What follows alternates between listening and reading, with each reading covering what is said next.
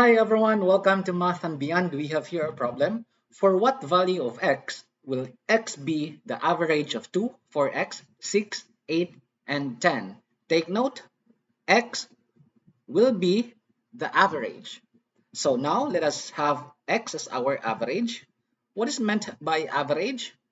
We can get the average by getting the sum of the numbers. We have 2 plus 4x plus 6 plus 8 plus 10 all over how many numbers are there in total. We have 1, 2, 3, 4, and 5.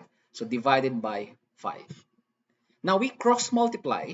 5 times x will give us 5x is equal to 2 plus 4x plus 6 plus 8 plus 10.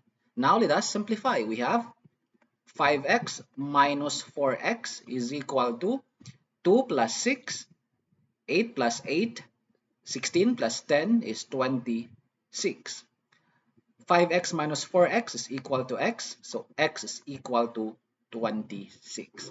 This is our answer. Now, if you will ask, where did we get minus 4x?